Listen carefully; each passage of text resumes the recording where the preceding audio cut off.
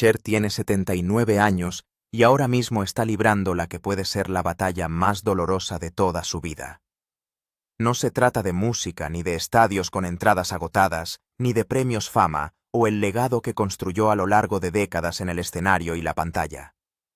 Se trata de algo mucho más personal, mucho más aterrador.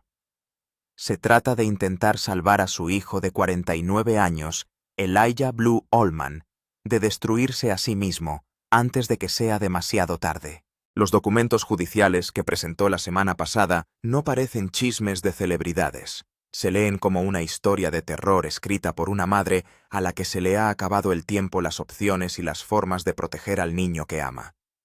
Cada página está cargada de miedo. Cada frase suena como si alguien observara a una persona desaparecer en cámara lenta y tratara desesperadamente de detenerla.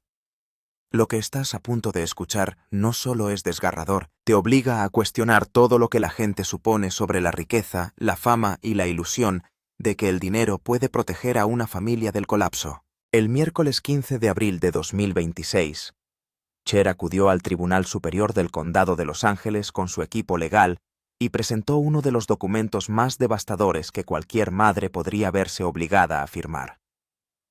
La petición pedía a un juez que colocara a Elijah bajo tutela temporal de su patrimonio, porque según Cher ahora está gravemente discapacitado y ya no es capaz de protegerse financieramente. Su abogado, el especialista en sucesiones Justin Gold, preparó la presentación junto con Gabriel Vidal de Loeb y Loeb, la misma firma que había estado junto a Cher durante su primer intento de tutela años antes. La próxima audiencia estaba programada para el 24 de abril, a solo unos días de distancia, y la urgencia contenida en la presentación dejó en claro que no se trataba de una medida legal estratégica. Fue una emergencia. Lo que hace que esta petición sea diferente de la anterior es que Cher no pide tomar el control ella misma. Ella observó lo que sucedió durante la batalla por la tutela que rodea a Britney Spears. Vio la indignación pública, las acusaciones, los años de amargura. Esta vez, ella dio un paso atrás. En lugar de nombrarse a sí misma, nominó a un fiduciario privado autorizado llamado Jason Rubin para administrar los asuntos financieros de Elijah.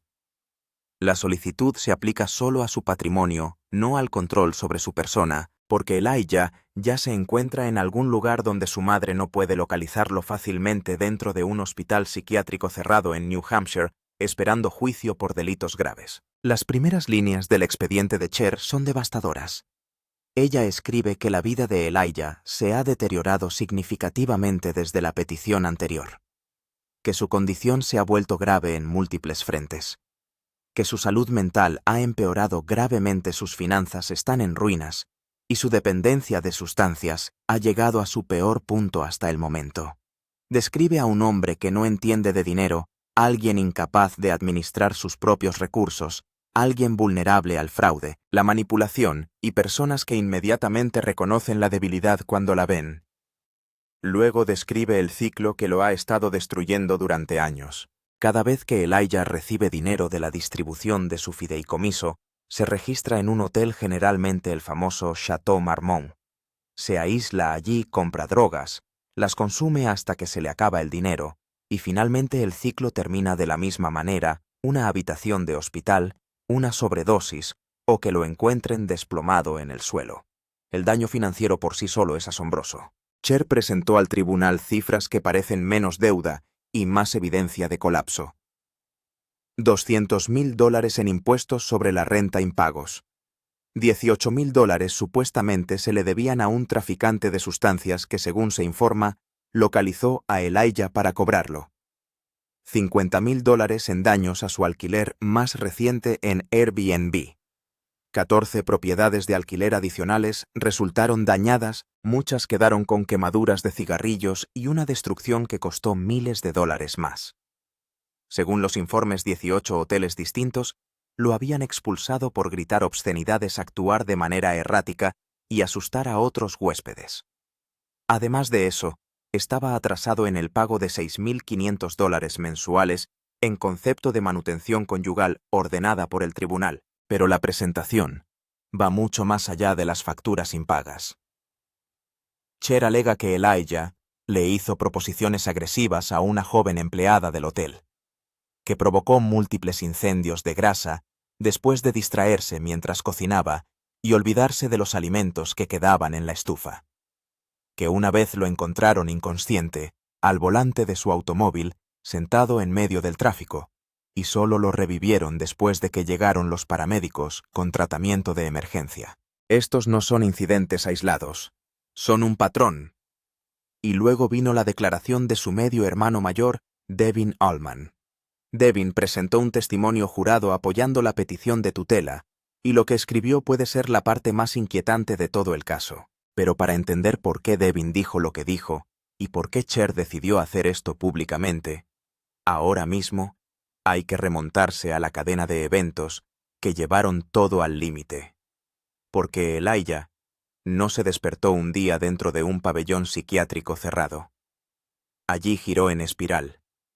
Las detenciones que cambiaron todo comenzaron la noche del viernes 27 de febrero de 2026. Alrededor de las 7 de la noche, Elijah Blue Allman llegó a St. Paul's School en Concord, New Hampshire, uno de los internados privados más prestigiosos del país. Esa noche el campus albergaba un partido de hockey sobre hielo de playoffs y un baile de invierno. Las familias estuvieron presentes. Los estudiantes estaban por todas partes. Lo llevó hasta allí una mujer de unos 40 años que luego fue interrogada por la policía pero nunca detenida. Elijah le dijo al personal que era un futuro padre. De alguna manera se deslizó dentro del comedor cuando los estudiantes se marchaban. Lo que sucedió después conmocionó a los profesores. Estaba fumando abiertamente en el interior. Estaba haciendo comentarios inapropiados a jóvenes estudiantes. Se volvió beligerante con los adultos que intentaron reconducirlo. En un momento, según los informes, golpeó físicamente a un estudiante con su bastón. Finalmente, un oficial de seguridad lo obligó a salir y llegó el departamento de policía de Concord.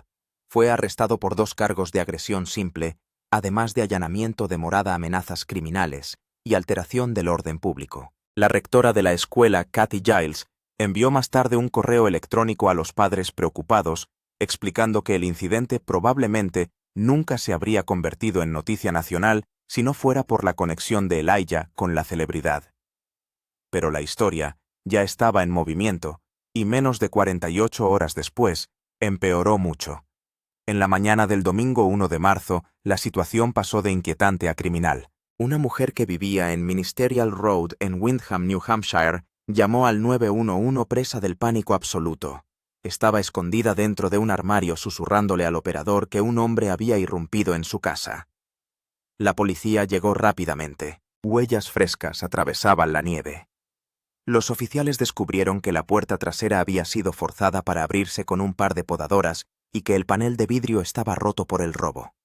Cuando entraron a la casa encontraron a Elijah Blue Allman sentado tranquilamente en el sofá de la sala fumando un cigarrillo como si perteneciera allí. Les dijo a los oficiales que el dueño de la casa le había dado permiso para entrar e incluso permiso para romper la puerta. Ella lo negó inmediata y firmemente. Había una quemadura reciente de cigarrillo en la alfombra de la sala. Solo los daños a la puerta trasera se estimaron en alrededor de $1,700, suficiente para elevar el cargo de conducta criminal a un delito grave de clase B. A esto se sumaron cargos de robo e incumplimiento de fianza por el incidente de la escuela St. Paul solo 2 días antes. En su lectura de cargos, el 2 de marzo en el Tribunal de Distrito de Salem, el juez ordenó su detención preventiva sin derecho a fianza. Primero fue enviado al Departamento Correccional del Condado de Rockingham, en Brentwood, New Hampshire. Pero en algún momento entre mediados de marzo y mediados de abril, su condición se deterioró tan gravemente que los funcionarios lo sacaron de la cárcel y lo trasladaron a un hospital psiquiátrico cerrado. Necesitaba un tratamiento de restauración de la competencia antes de poder siquiera ser juzgado por los cargos penales en su contra. Ha permanecido allí desde entonces, y en todo el país Cher ha estado observando impotente. No se puede hablar con él. No se puede contactar con él por teléfono. Incapaz de sacarlo físicamente de la oscuridad, como una madre quiere hacerlo instintivamente. Todo lo que puede hacer ahora es presentar documentos, firmar declaraciones y esperar que el sistema legal pueda hacer lo que el amor por sí solo ya no puede. Pero las sobredosis, las habitaciones de hotel destruidas, la agresión, el caos financiero, nada de esto apareció de la noche a la mañana.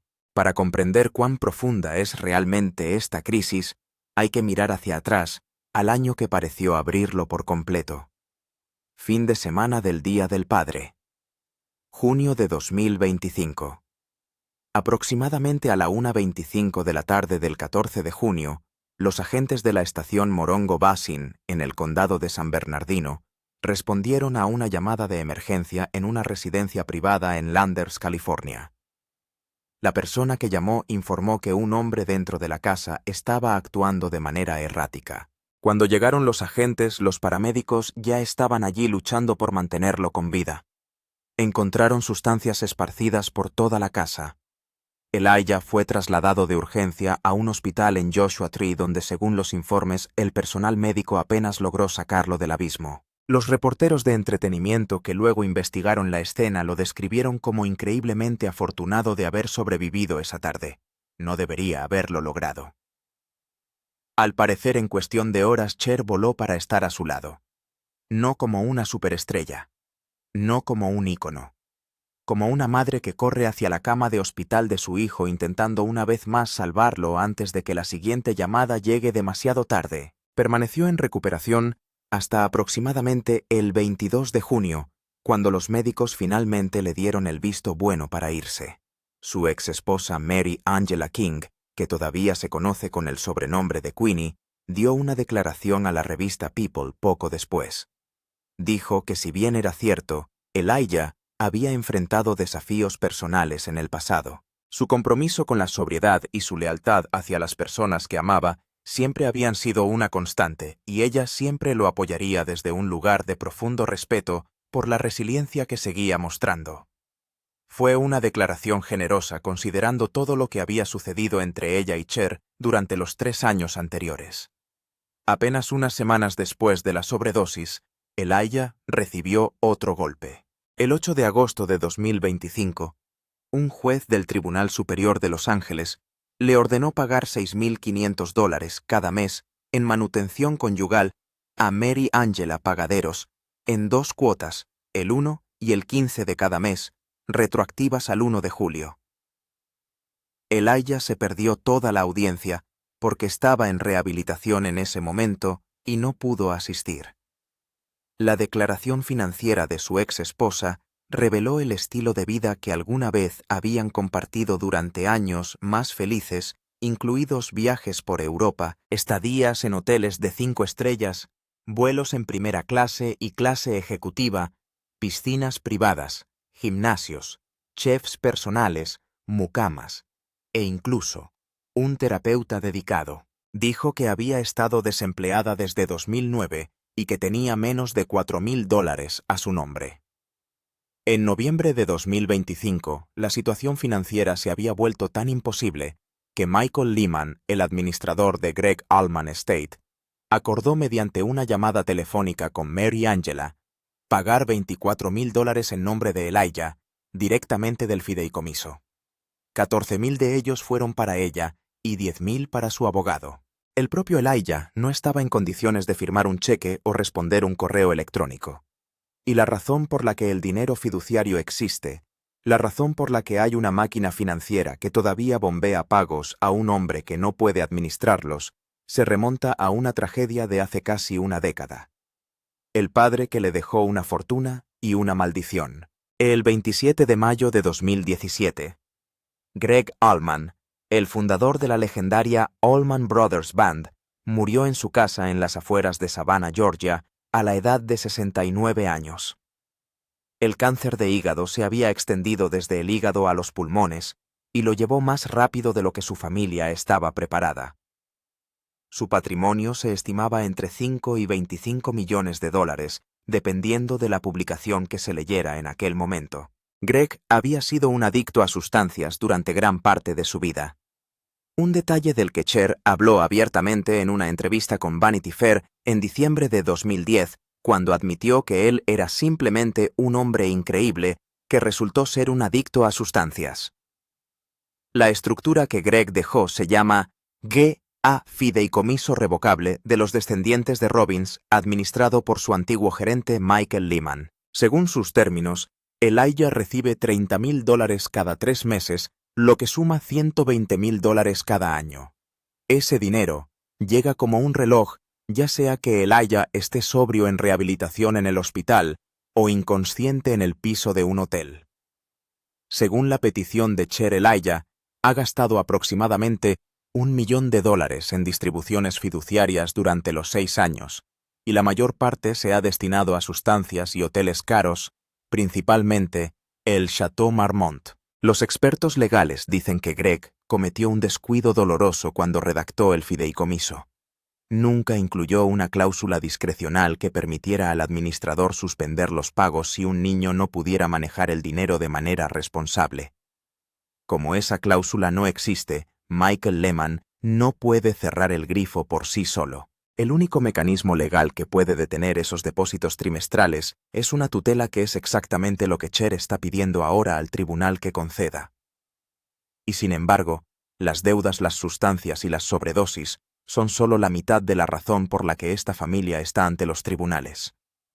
La otra mitad es un matrimonio, un romance vertiginoso, que se convirtió en una de las batallas legales de celebridades más explosivas de los últimos tiempos. Elijah conoció a Mary Angela King en el año 2013 en la ciudad de Colonia, Alemania, donde estaba recibiendo tratamiento para la enfermedad de Lyme que había contraído durante un viaje a la India. Mary Angela era cantante de un grupo de pop británico llamado King y estaba en una cita a ciegas con él cuando una amiga la llamó y le preguntó si sabía quién era él en realidad. Más tarde le dijo a la revista People que no tenía idea de que Elijah Blue era el hijo de Cher cuando aceptó conocerlo por primera vez. Su romance avanzó a la velocidad del rayo.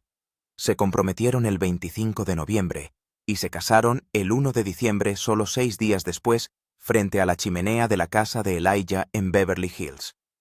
El matrimonio tuvo problemas casi desde el principio y se separaron legalmente el 20 de 2020, y Elijah solicitó oficialmente el divorcio en noviembre de 2021. Pero la historia que realmente encendió a la familia ocurrió la noche de su 9º aniversario de bodas.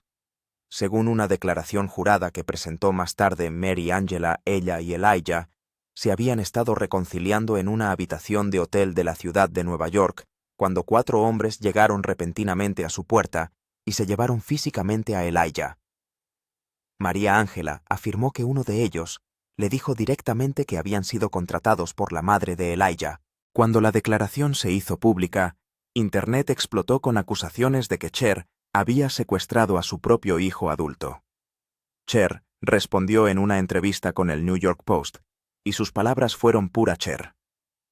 Ella dijo que no lo hizo, pero que si lo hubiera hecho de todos modos, no lo admitiría. Dijo que nunca dejas de ser madre, que vas a los colchones cuando intentas salvar a tus hijos y que no le importaba lo que pensaran los demás.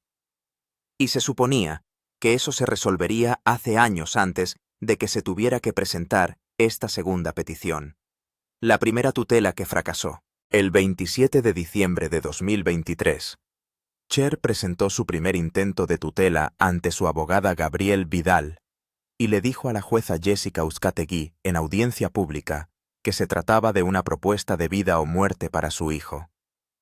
Vidal argumentó que Elijah había sido sometido a retenciones psiquiátricas involuntarias varias veces durante ese año, que tenía un diagnóstico secundario de trastorno esquizoafectivo con periodos de psicosis y que 2 de sus medio hermanos habían nominado a Cher para que fuera su tutora temporal.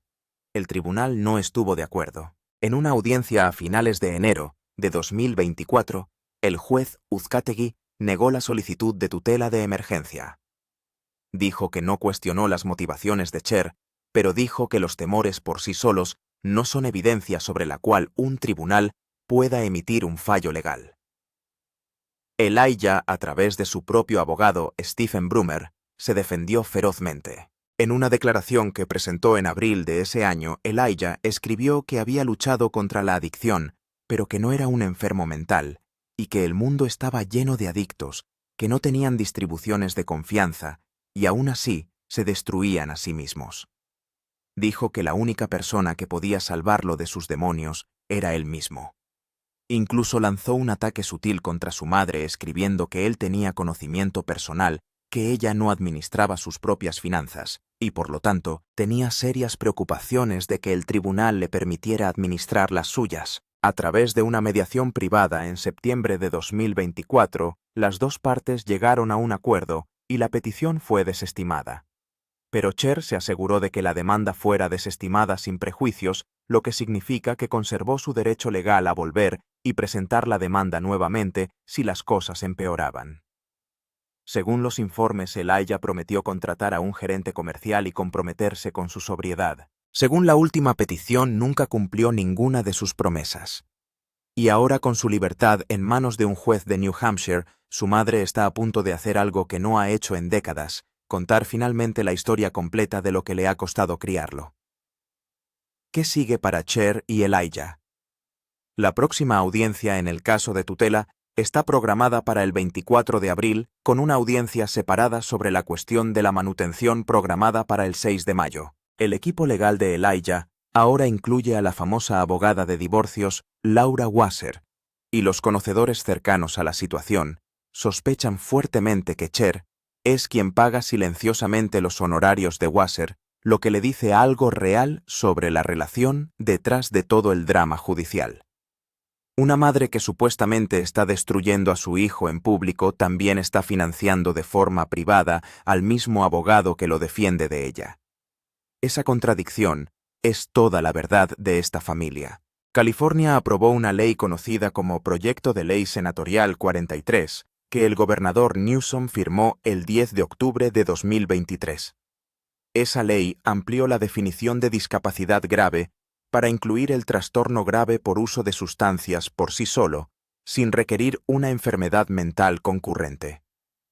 La presentación de Cher de abril de 2026 utiliza la frase gravemente discapacitada de manera muy deliberada, porque su equipo legal está invocando ese nuevo estándar directamente.